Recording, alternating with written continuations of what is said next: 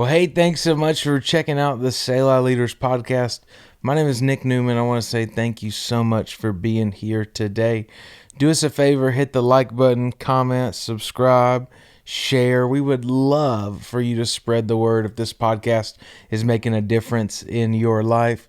We are kicking off year 2, season 2. Something like that. Of the Selah Leaders podcast. I've got our podcast guide with me, Darren Zook. Yeah, I'm here, and I'm ready to kick off whatever this is. We didn't quite math well, I think, last year. We got we got episode 1 through 10. We skipped 11. We did 12. So it was different. You know, if you know me really well, you know I'm not good at math at all. But yeah, we realized late December that we released episode 12, never released episode 11, because technically we didn't start filming until February of last year, which is pretty common for us during kind of the opening season of the year. The first month, we have 21 days of time where we pray and fast and kind of really seek after the Lord. And that's why even, in February, this podcast is coming out later in the month, because really what we're going to talk about today has a lot to do with why this has been delayed. Today's podcast is learning to say no, or what gets your yes. And part of the reason why this podcast kind of has been delayed for this is based on everything else that we've got going on. It was like, Lord, is this something you want us to do? Because one of the things that I've learned, Scripture says that obedience is better than sacrifice. Yeah. And I think a lot of times we give God a yes to something in a season, never reevaluating whether or not he wants us to continue to do it. And so we just keep doing it, and we keep doing it, and we keep doing it. And then we go, man, why am I exhausted? Why am I tired? Right. The question is, did God tell you to keep doing it? Right. And so we've kind of been asking some of those questions, and we feel like the answer is yes. But if the Lord hasn't called us to do it, I'm not going to invest time and energy in doing it. And so I'm really excited to be here today talking about what it looks like to say no, and really unpacking what your yes goes to. Yeah. Man, I love that. And I think one of the biggest things that I think about when it comes to saying no is it really comes back to priorities. It's what are we prioritizing? What are we putting first? How are we prioritizing to make sure that what needs to get our most attention is getting our most attention? Yeah, absolutely. I'm not trying to throw look at my life and look at everything I have going on. But when we talk about how do you say no, I'm going to unpack some things today of everything that's going on in my life, so that you get a good gauge of kind of how I've determined what I say no to. And I started writing some of this content back in 2023 because I was having a conversation with our executive director, and at the time she was like, man, you're traveling and you're teaching at other places a lot.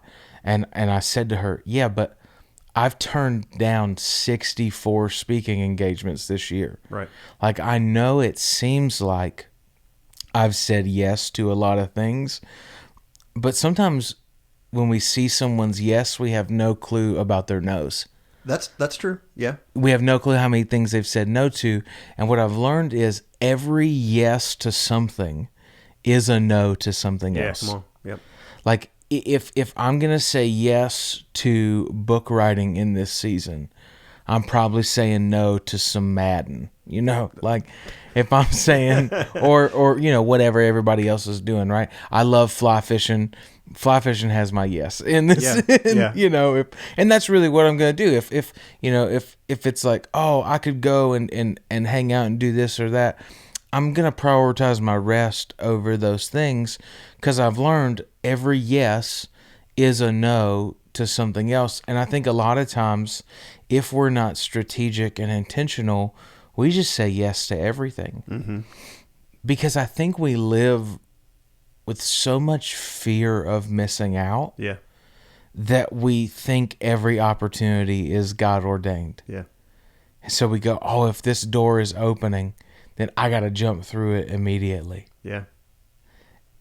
It looked like you wanted to say something. Well, I was just going to say, I mean, I think even in the business world, I think one of the biggest things that I've always struggled with is just managing my calendar and managing it well. And I know that's something we've talked about on the podcast before. It's, because I know it's something that everybody struggles with. But, even when it comes to managing things like your calendar, and you see, you're getting appointments coming in and different things like that in the business world, those double bookings, triple bookings, you've got, hey, I'm triple booked at this point, so I can't commit to all of them. I have to commit to one of them.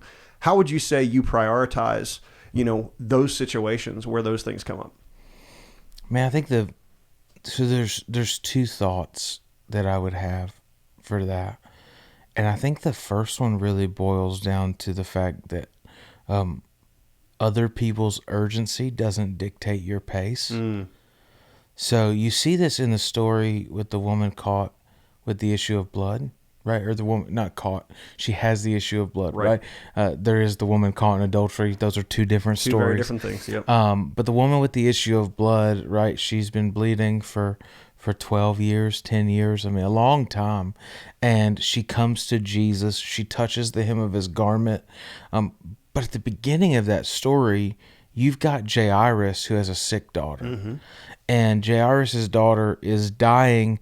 A father comes to Jesus and is like, will you come save my daughter? Yeah. And Jesus says yes. And they're walking. And if you're not careful, you read these as two separate stories, but they're absolutely connected. Yeah. Because while somebody else's daughter has an issue, so does Jairus' daughter. Right. So they're walking towards Jairus' daughter to go heal her. And Jesus stops in the middle of this crowd because somebody has touched him. Mm-hmm. And if I'm Jairus, I'm freaking out. Yeah. I'm like, hey, man, we ain't got time to stop. Because Jesus' response was, oh, somebody touched me. Right. Yeah, dude, we're in a crowd. Right. Of course somebody bumped into you. We're in this big crowd of people. And Jairus has all of this urgency because his daughter is sick. And Jesus is going to get there. But I think if we're not careful as leaders, we let other people's urgency dictate our pace. And so when it's this, and I've learned this in pastoral ministry especially, somebody is always in crisis. Yeah. But if I go into crisis mode every time somebody else is, I will burn myself out so fast. Yeah. Other people's urgency doesn't dictate your pace. Yeah. And so, I think that when it comes to in the corporate world or even in the church world, somebody always needs to meet. Yep. Somebody always has a problem. Somebody's always like, this has to be taken care of right now. And it's like, okay, well, let's talk about it. Yeah. And if you operate at the same level and frustration and pace and all that stuff as they do, you're not actually benefiting yourself at all. And so I would say one of the best things to do is learn how to live level-headed with people who are in crisis and in chaos. Because if not, every time somebody else is mad, you're going to get mad. Yep. Every time somebody else is in a hurry, you're going to get in a hurry. Yeah. And learning how to manage your pace is really what managing your yes is. Yeah. Man, I love that. Learn how to live level-headed. I love that so much because I think that's one of those things where, you and I have talked a lot over the course of the last few months about all the change that I've had going on in my life on the corporate side of things. And one of the biggest things that causes it is just that lack of vision and that lack of direction. And you're just like, hey, so what is next? And it gets frustrating and you start to let those emotions get the best of you. But learning to live level-headed allows you to make sure that you're slowing down your pace, giving yourself that opportunity to really think about it and recognize, hey, I can manage these situations better if I also manage my time better as well. Well, and the truth is, I can't control what happens to me. Yeah. But I do get to control how I respond. And so if I decide on the front end, how I'm going to respond to situations and stuff, life is going to life, you know? There's always something. Yeah. And the longer you live, the more you realize everything you thought that was going to take you out didn't actually take you out. It's true. And so there's chances are high we're going to run into a situation like that, in the near future. And if we already decide, like, I'm going to live with faith, I'm going to live with a posture of prayer, I'm going to stay connected to community, I'm going to have rest rhythms, I'm going to make it, right? Because God's bigger than whatever I'm facing. Right. And so those perspective things make a really big difference, like your pace, your urgency, all those things. I think that's what it looks like to be a leader. Yeah. Because people who can't manage their pace are not leaders, they're followers. When you let other people dictate your pace with their urgency, you're not leading. Yeah. You're following. Right. Because you're allowing them to lead you. And if God brought you into their life as a leader, lead them. Right. And pace plays a big role in that. And so in this season of my life, I think that the best thing that I've figured out is that vision dictates what my yes goes to. Yeah, that's good. And when vision dictates your yes, it also drives your no. So right now, I'm married to an amazing wife, Tori.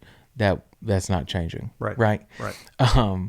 I lead an amazing church. I'm the lead pastor of it in Mount Pleasant.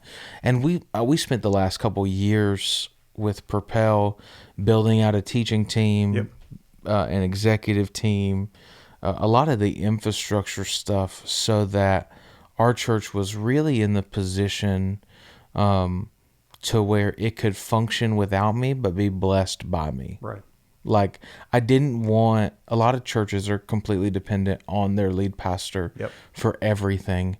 And I wanted to figure out, how do we build something that, like, if something happened to me, it would totally be fine. Like, it wouldn't be built on me at all. And I love what we get to do in the local church. And in that local church right now, we're building a facility, which, it's crazy. It depends on what day you catch me on, how I feel about that facility right now. It's going to be built hopefully before Jesus comes back. And then if he does come back before the building is up, I'm still debating on whether or not I'm going to care about it. I might be like, Lord, why'd you let me waste time on this? But no, I really do. Like, building that facility is going to be amazing. And it's going to be one of those things of, like, we can look back on God's faithfulness down the road and realize he covered it and he made a way. It was all good. But right now there's not tension around it, but there's just unknowns, because, the cost of building is significantly higher than anticipated. And I've got the responsibility of being a good steward of our church resources. And so we're navigating that. Leading Selah leaders, and we're hosting events for lead pastors. We're hosting stuff out west for the first time this year. God's just doing some really amazing things. Really cool in the stuff. process of that. Like, in November, I felt like God said, I want you to write 3 books in 2024. And so we released one in preparation for 21 Days of Prayer in January. I've got one that's in editing right now, and another one that's as soon as I can get out of editing, I'm going to finish. So all of those are, like, really big things, and kind of just to be fully transparent, because I think sometimes as leaders, people forget that we have real lives, like, outside of it. And so right now with my wife and I, we've been trying to get pregnant for over 8 years. We've decided to go down the journey of IUI and get pregnant that way. And so in this next season, like, I typically land on 3 focal points, because if not, once you get into 5, you're just, like, justifying busyness, right? So I landed on 3 things that are vitally important for me in the next season of my life. And the first one is to be the best husband for my wife, so that we can begin to have children. I hate the term start a family, because Tori and I are a family. You already are. Without kids. But God has called us. We believe that He's given us a promise Yep. for this. And this doesn't look like the journey we thought it was going to, but it is the journey that we're on. Yeah. And so being there for my wife and for whatever is needed in this next season, that's top priority. Mm-hmm. The second is faithfully leading our church through a building campaign. Yep. Now, most people would go, well, you're supposed to lead your church, like preach, like just teach. I only teach 35-ish weekends a year. And realistically, I don't have to do that. Yeah. Like other people could teach. But that's like the big thing, leading them through that campaign and building this facility. And then the third would be serving pastors and church leaders. Yeah, and those three things dictate what my yes goes to. So like I've been invited to speak at a bunch of conferences and things like that, but I've said no because it was like, hey, come to our small groups conference or our missions conference or this. But I got invited. I've got an event in a couple weeks with a church that they are doing a team conference. It's all on church leadership. And I get to strengthen and invest in their leaders and their pastor, and that's a yes. Yeah. Because I can look back and say, hey, for the next season of my life, these are the three things that I'm focusing on. Yeah, man, I love that. And I think that one of the things that I think is so important too is it becomes so much easier when you've defined ahead of time what's going to get your yes. Yeah. Because then as those requests start coming in, as different things start to, stack up in your inbox or otherwise, you're able to say, hey, yes and no really easily. It becomes something that feels really natural because of the fact that you've predetermined what's going to get that yes and what's going to get that no. Well, and I would just say as an encouragement, like, go ahead and write your no email. Like that sounds a whole lot easier than what it probably is in reality, but that's a really cool idea. Well, I've already got mine, and what it says is, hey, thank you so much for insert invitation here. Okay, thank you so much for this. While this is an amazing opportunity, in the next season of my life, I'm focusing on this, and this. I'm unable to be a part of your event. Please keep me in mind for the future. Thanks so much. Insert there. Yeah. And signature, sign off, whatever. And or there has been some instances like I got invited to teach at an event, and I was like, hey, I'm actually not the right fit for it was a youth conference, and I can do youth conferences, right? I still feel like I'm cool enough for those. But I was like, hey, I'm really not the right fit for you. Here's 3 people that I would recommend that I think could be a great fit for what you've communicated that you're looking for. And that's what networking is all about, right? So if I'm not the right fit, maybe somebody else is. But if you write your no email ahead of time, your no becomes a lot easier. Yeah, that's really good. And so we went ahead. I mean, I've got kind of a no template written out. But what's super helpful is it brings that clarity for what I can say no to, what I say yes to, and the goal is that I create more time to do everything that I'm called to do. Mm-hmm. And we'll talk about time, I think, in the next episode. Yeah. But I'm really passionate in this season about doing what God has called me to do, not just what people expect me to do. And if I focus on that, then that, I think is ultimately what it's all about. And the big thing, because I just feel like there's a tension point that some people have, learning to say no will kill every ounce of people pleasing that you have. Because the moment, I remember the first time I said no to speaking at like a conference or an event, I felt so guilty afterwards. Like, I've put them in a bad position. They really wanted me. I should have considered this an honor, and just kind of like, the enemy ate my lunch. But obedience is better than sacrifice. Come on. Yeah. So the question, as you look through the vision of like what gets your yes, has God called you to do it? Has God called you to do it in this season? Because not everything you do has a infinite shelf life. Yeah. We've started podcasts and killed podcasts. Yeah. I've started writing books and then like stopped. There was a book that I wrote a couple years ago that like it may never see the light of day. We got to chapter 8 out of 10 of editing this book, and I'm sitting around a table with people and was like, we're not supposed to release this. Now that sucks. Yeah. I mean, I'm 200 plus pages into a book. I feel really good about it. Yeah. It's like, we're not supposed to do it. And so I think there's this element we've talked about being, a Christian podcast, a biblical one.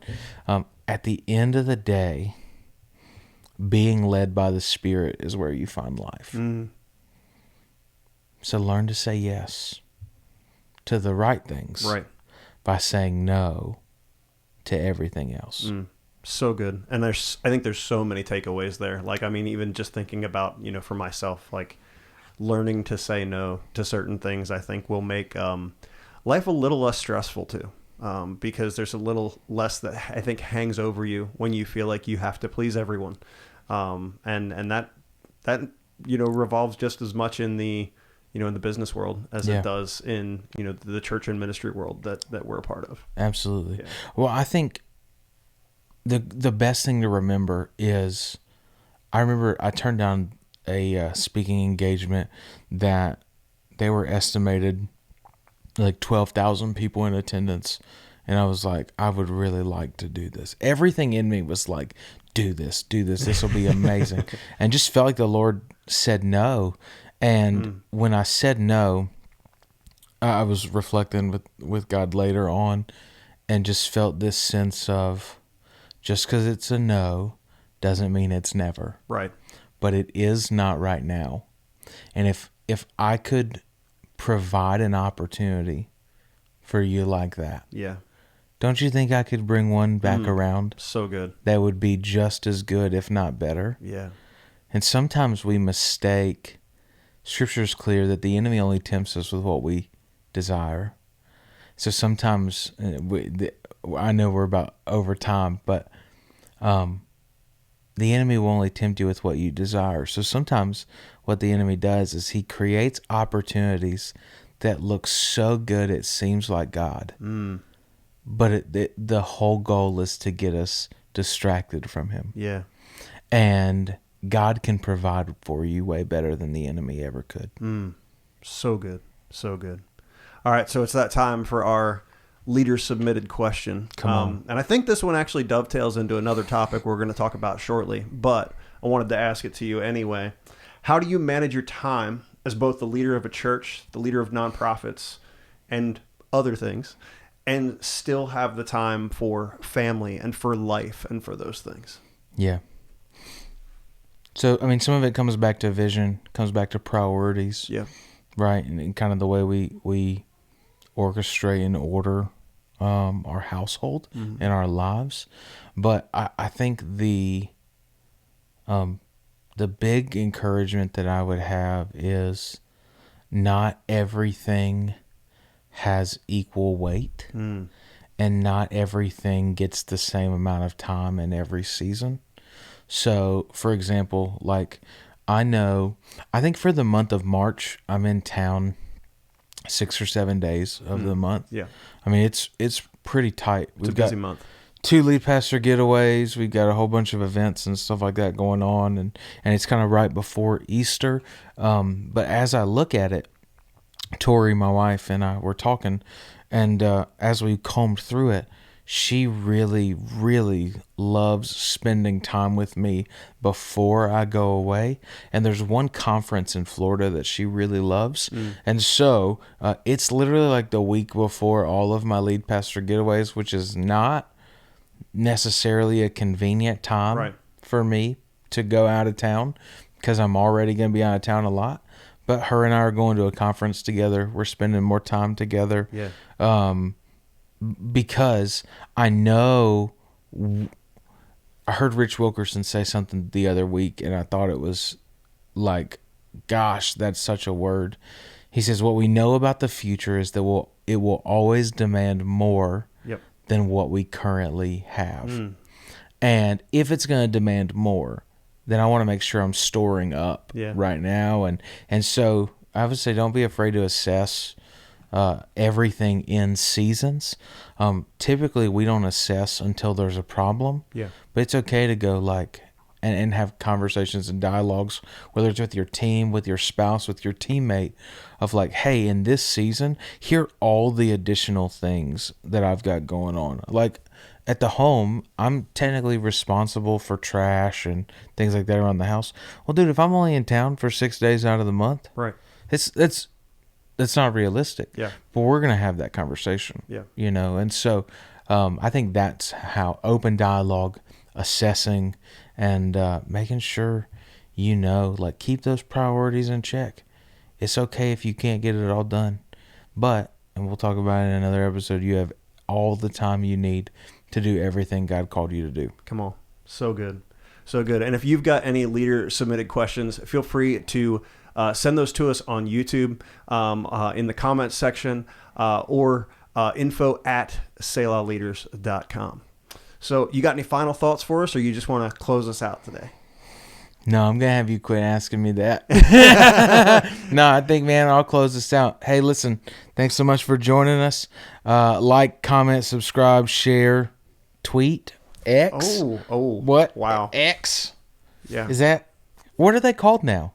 I honestly have no idea. It's funny, you and I have this conversation a lot because you're not a big believer in Twitter, or what was Twitter and is now X. However, I was on it for a long time. My activity has taken a pretty steep decline. Late.